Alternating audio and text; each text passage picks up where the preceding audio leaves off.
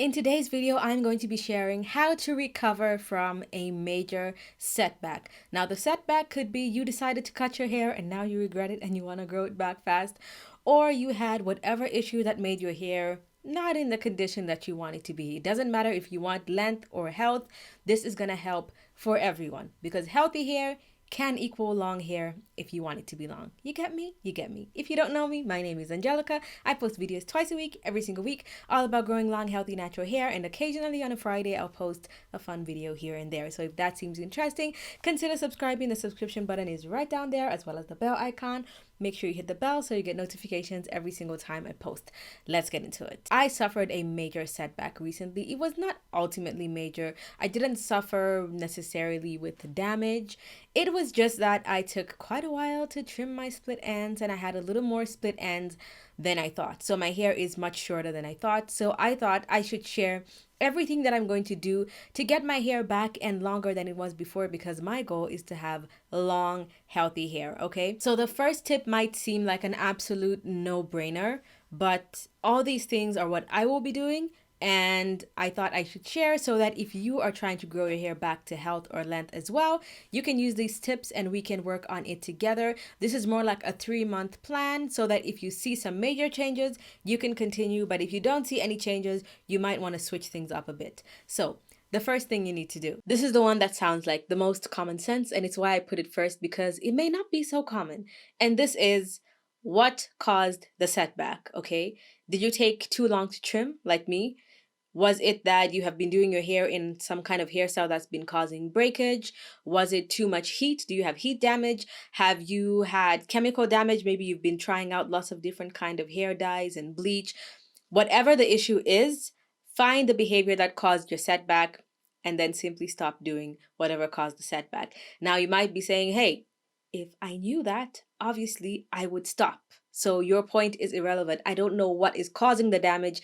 Hence, I cannot fix it. So if you do not know what caused the damage, ignore this first point and let's move on. Tip 2 will help whether you know what caused the problem or you don't know what caused the problem. And this is come up with a strict routine. Now, products are not important because the routine is more important than your products. You can switch out the products if you want to, but do not switch out your routine so that you can tell if what you're using is working or not. So after you pick your routine, you have to decide to stick to that routine for 3 months. So do not pick something that is extremely unsustainable for you. Maybe you've got a really hectic schedule or you're just lazy. If you cannot stick to it, it's not going to work, okay? Make it as easy or as difficult as you want, as long as you can be consistent and can stick with it. So here's what I want you to put in this routine. You want to have a shampoo that you would use every single week, every time you wash your hair.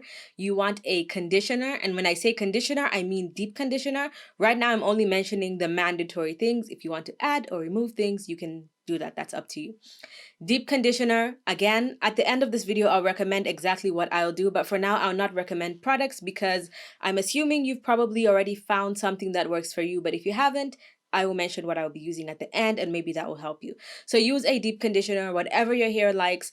I would suggest one that is a really good balance of moisture and maybe a little bit of protein because you don't want to go overboard with protein, but you can get away with using a lot of moisture, especially if you have natural hair that is naturally prone to dryness. So shampoo, deep conditioner, you can skip a regular conditioner, an oil for your scalp. It doesn't matter what oil you use, just an oil that your hair personally likes, that you've seen a difference with, a change, if it makes your hair feel softer or healthier, or it makes your hair grow a bit quicker, whatever the reason you like the oil is specifically for your scalp, you can use that. I will not be recommending an oil for sealing your hair shaft because that doesn't work for everyone. So again, that's up to you if you want to do that. This oil is specifically for your scalp. And I would suggest that whatever the oil is, it should have one sort of active ingredient which really helps stimulate hair growth, whether that be peppermint or tea tree or rosemary, anything in that field, something that really like activates your scalp. I would suggest using something like that. Or even, it doesn't have to be a DIY. You can get a store-bought mixed something like wild growth oil or whatever. You know, one of those oils that have a bunch of oils in them that all work great. As long as it is not mixed with like a bunch of mineral oil, look for something that's as organic as possible but won't go bad so you don't get lazy. Then you want a moisturizer. I will not say leave-in conditioner or leave-in cream or moisturizer. I'm putting moisturizer meaning anything, whether it's a leave-in cream, leave-in conditioner, whether it's Olaplex, like a bond smoother, whatever you use in the moisturizing step, pick one and you can use it again if you want to have a few. That's all up to you, but this is the mandatory. Have a nice moisturizer that your hair likes. If you have fine hair, maybe use a lighter one. If you've got thick hair, maybe use a heavier one. Whatever makes your hair feel the softest and the smoothest, that's the moisturizer you're going to pick. And then for the tools, you're going to want to have a wide tooth comb and any detangler, whatever works best on your hair. If it's only the wide tooth comb, you can stick with only the wide tooth comb. If it's like a tangle teaser or something like that, you can use whatever it is that helps you detangle your hair the best without causing too much damage. Next, you may want to get a pen and paper for this one, but next, you want to have a low manipulation or protective hairstyle. This is not specific again. I'm not going to tell you to keep your hair in braids or box braids or cornrows or twists. It is up to you. Find the style as long as it requires very little manipulation or it's a protective style. The last thing you need is hair cutting shears, which you may need to use at the beginning or at the end of the 3 months or both.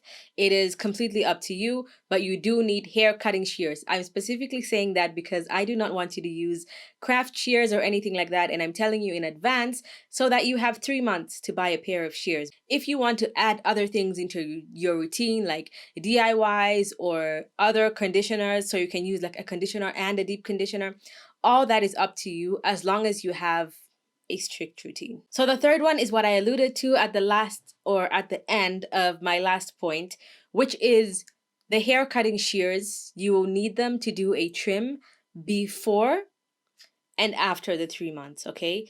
3 months is a really good time to tell if products work because I get this question a lot, like maybe under my rosemary oil video or whatever other video, people will ask like, how long does it take to work? But it really does depend on the person. Some people can see a difference after 1 week. Some people might see a difference after like 2 months. So 3 months is a really good time to tell whether what you're doing is actually working because you've given it consistent use and enough time for it to show whether whatever you're doing is working or not. So for me, I have already done the trim. I've already trimmed my ends. If you saw my soak press video, I did trim my hair a little bit and then I went ahead and did a trim again. And I did post a video all about that. And so at the end of this 3 months, I will be doing a trim again, whether it's a quarter of an inch or a little bit more. Whatever the split ends are, I will be trimming them off because holding on to split ends can really, really drastically reduce the rate at which you maintain your hair growth and your hair health. Nobody has to have long hair, okay? It is all up to you. You can have whatever length of hair, but healthy hair always looks the best. I say this, whether it's 2 inches or 20 inches, it's gonna look the best if it's healthy. If the ends are all split, it's just gonna look a mess, okay? So if you notice that you have really bad split ends right now, unfortunately, you don't have to wait. You can't wait 3 months for the hair shears. I would suggest before you get into the strict routine and do everything for it to work the most effectively, I would suggest you trim your hair like now, as soon as you possibly can. Get a trim and then start this routine because that's when you see the best results. But if you already had a trim recently and you feel like your ends are pretty much fine right now, you can just do the trim at the end of the 3 months. In whatever state, I will be blow drying my hair, but you can do it in your curly state. It doesn't matter. However you want to trim your hair, just get rid of those ends at the end of 3 months and you will see a major difference. Let me say we will see because we are doing this together, okay? We will all see a major difference. And I really, really want you guys to show me what's going to happen along these 3 months. So my Instagram is at Angie B with 3 underscores. So follow me on Instagram. Please tag me, or you can just comment in the comment section below telling me if you're going to be up for this challenge or not. Let's get to tip 4 because we're not done. Tip 4, again, ties in with tip 3, and this is to take immaculate care of your ends, okay? Whether you've just done a trim or you want to do the trim, after the trim is actually the best time to truly focus on your ends. I mean, every time is the best time, but straight after a trim, that's when your hair is the healthiest. And if you do your best to maintain that health, there's going to be much less damage and much less split ends that you're going to have to get rid of at the end. And then on the other end, if your hair is not doing so great, if you really baby your ends, it can really help it retain as much as it possibly can. So I would suggest you moisturize specifically your ends at least every other day. So this takes very little effort, okay? You don't have to do anything fancy. You literally just need a little bit of moisturizer in the palm of your hands and run it through the ends of your hair. If you want to put oil, that is up to you. I only put oil on my ends when it's like closer to my wash day. I know I'm washing with a shampoo, then I can put oil on my ends like even 3 days before. No problem. I don't experience any dryness. But the moisturizer every other day, whatever moisturizer you want to put, just put a little bit on your ends and it will really help keep those ends nice and moisturized because our ends are the oldest and driest part of our hair, so they do need the most attention. Tip 5 is to monitor the progress of your hair, but be patient. So when I say monitor the progress of your hair, I mean if you've decided to stick to one shampoo and one conditioner and one oil, and 3 weeks down the line, you're noticing that you're actually experiencing more breakage than usual, don't say, okay, I have to stick to this routine for 3 months. No, no, no. You have to notice, okay, something is not adding up here. I think something is wrong. Let me swap that out for a different product. But the patient side is, let's say you're using an oil and it makes your scalp feel nice. You're not experiencing any dandruff. Your hair is feeling nice and moisturized and it looks healthy. But to you, it feels like your hair is not growing as fast as you want it to.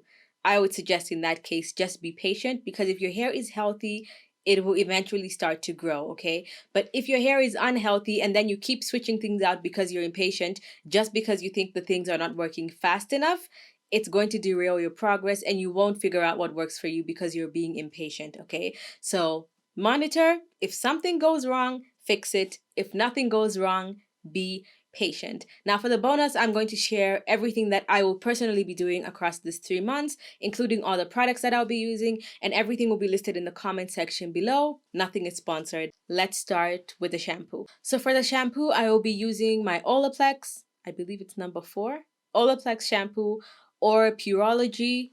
I'm not sure if both of them are sulfate free, but I know Purology is definitely sulfate free, but both of them leave my hair feeling very soft, very shiny, very moisturized. It does not feel stripping at all, and it leaves my hair extremely clean. For my deep conditioner, I'm going to be using 3 different ones simply because I have them. And if I had to only use one though, and the one I will be using the most of, it is the Amika Nourishing Something Mask. It is in an orange container. That is my holy grail deep conditioner. If I could only have one conditioner in the world, it would be that specific one. So that's the one I'm going to be using the most, but it is on the pricey side. So when I feel like, just, let it rest for a little bit, let my coins sit down and let me use a little bit of something else, I will use my Shea Moisture Manuka Honey and Mafura Oil Deep Conditioner. And then once in a while, I will use my K18, which is ridiculously expensive. But again, I have it. I will make use of it. It is an amazing product, and if you are looking for something to splurge on, it is not cheap. I highly recommend it, but it is not a necessity. So, again, if I could recommend one, it would be the Amika one. And I think the price is in the middle of both extremes. The Shea Moisture is pretty cheap. K18 is very expensive. Amika is right in the middle, but in my opinion, the best. For my moisturizer, I will be using the Olaplex Bond Smoother number 6 and my African Pride Leave-In Cream. I basically just alternate 1 week Olaplex, another week African Pride. They have similar effects in terms of softness and smoothness, but they offer different effects for my hair. That's why I like using both of them. One of them is expensive, one of them is very cheap. Both very good. You can use both or you can use one. Now I will be throwing in a DIY treatment here and there. I will be using my ultimate rice water. Stay tuned for the recipe. It is coming. I believe my next video will be my ultimate rice water recipe, similar to what I've done before, but more in depth and like the one I will be using for the whole of the rest of this year. So I will be using rice water occasionally, once or twice a month, by the way. When I say occasionally, once or twice a month is perfect enough for me to see great results without it giving me any negative side effects.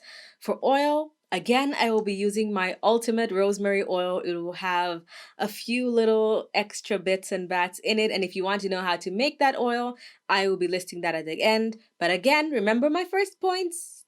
None of this is a specific necessity. This is what I will be doing for my hair because this is what my hair likes. For tools, I will be using my Coco and Eve tangle. Is it a tangle teaser? I don't know what to call it. I call all brushes that look like a tangle teaser, but there's a specific brush that comes with Coco and Eve, and I like that one the best because the teeth are slightly longer than the tangle teaser and it is smaller. I have small hands, so it doesn't fall out of my hands as much. It is pretty easy to do my hair with that one, but a tangle teaser will do as well as a white tooth comb. And then for hairstyles, my hair is either going to be in braids, twists, or cornrows. Those are the styles I'm sticking with. As you can see, I've got braids in right now. I just put moisturizer on my hairline to make it look a little neat. There's no gel in my hair. And I did a claw clip and I claw clipped my hair at the back, made it look a little bit decent. I've already had these braids in for about a week, so I'll be keeping braids in. Like if I do cornrows, I usually keep them for a maximum of 5 weeks, minimum of like 3.5 weeks, usually 4 weeks. So 4 to 5 weeks for cornrows, 2 to 3 weeks for these kinds of braids, 1 to 2 weeks for twists. So most likely I'm gonna stick more in these braids or cornrows because I want to manipulate my hair less. Again, it is up to you if you want to do the hairstyles I'll be doing, or you can do whatever low manipulation or protective style you want to do for yourself. For the hair shears, I feel like the pair that I have are starting to get a little bit blunt, so I'm trying to order a pair of Japanese steel affordable hair cutting shears from Amazon. I will link them in the description box below. The specific pair I will buy, including all the other products that I want to use, because girl, I get everything on Amazon, okay? Don't we all? If you want more videos like this, hit my face right there to subscribe. If you didn't in the beginning, watch the 2 videos on the side of the screen right here if you'd like to see any of my older videos. Thank you so much for watching, and let me know in the comment section below what you're going to be doing for the next 3 months to get your hair right. Thank you so much for watching, and I'll see you in my next one.